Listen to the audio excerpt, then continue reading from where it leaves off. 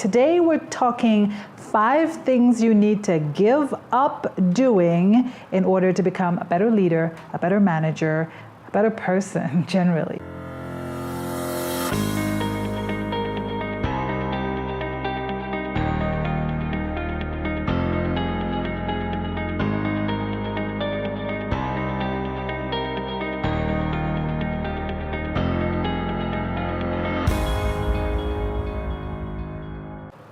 Hello and welcome to another episode of Black Working Mother. My name is Seanice. So let's get straight into it. Number 1, if you want to become a better leader, a better manager, you need to stop micromanaging. Now, there's a reason why micromanaging in the beginning of an endeavor, a business, is really important. It's because if you're a founder and an entrepreneur, you need to know where everything is or how to manage things, because it's going to become very crucial for you to keep an eye on the business in the early days so you shape the culture of your organization the way you need it to be. However, after a certain time micromanaging will actually stifle and kill your business. You need to stop looking at your business and start taking care of your business. So stop looking down and start looking up. Be the visionary. See where you're planning to take your company and grow it. So you need to actually hire good people and then get out of their way and let them do what they need to do. Easier said than done, but remember, micromanaging to an extent does play a part in the beginning of your organization, but don't let it cripple you as you go along. That's number 1. Number 2, stop interrupting. Stop hogging all the conversations. It's very easy when you're the boss. People listen to you. They have no choice. But this can quickly become a trend where you walk into a meeting and the only voice that's heard is yours. It's really important to listen to other people, listen to what they're saying about your organization so that they get into the habit of actually communicating with you, and it's a two-way street. Believe me, I've learned the hard way that if you stop listening to the people who you're working with, then you're quickly going to lose track of where your business is at and what steps you need to take to remedy situations that perhaps have gotten out of hand without your knowledge. So very, very critical to stop interrupting and stop dominating conversations. Number 3, I call this egoing instead of quiet confidence. Now, to be a woman and Black and to be successful means that you have to have an inordinate amount of confidence in yourself, because there's so many things out there that are going to tell you you're not good enough or you can't achieve what you want to achieve.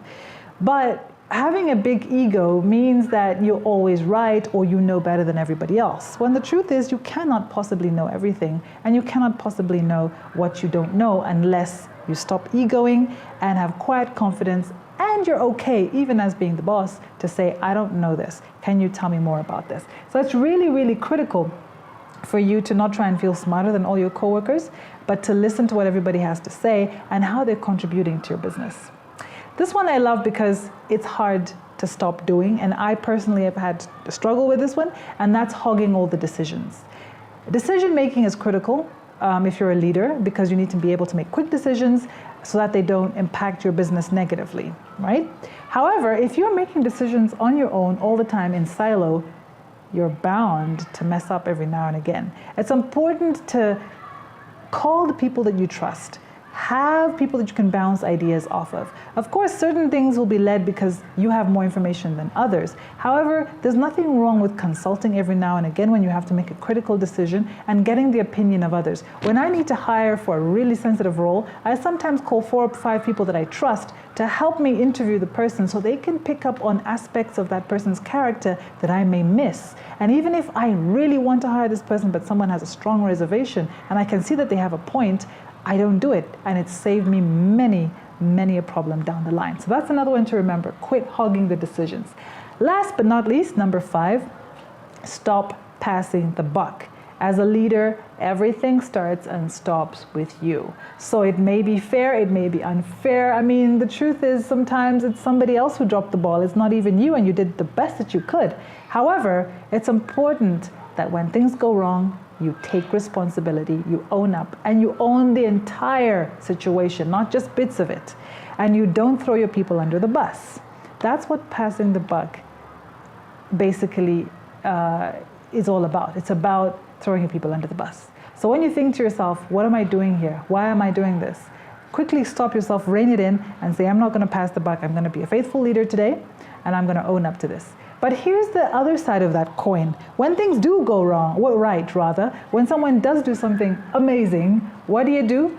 That's when you pass the buck.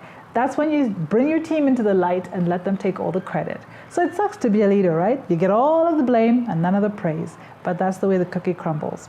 I hope this has been helpful to you. Please subscribe, and please share widely with deserving people everywhere. It doesn't have to be a Black working mother, it can be anyone. And let us know if you have any tips that you use to make yourself a better leader. Remember to keep the power. That's what I like to say. Keep the power and keep the strength and keep the belief in yourself. So until next time, my name is Seanice Lojide here on Black Working Mother.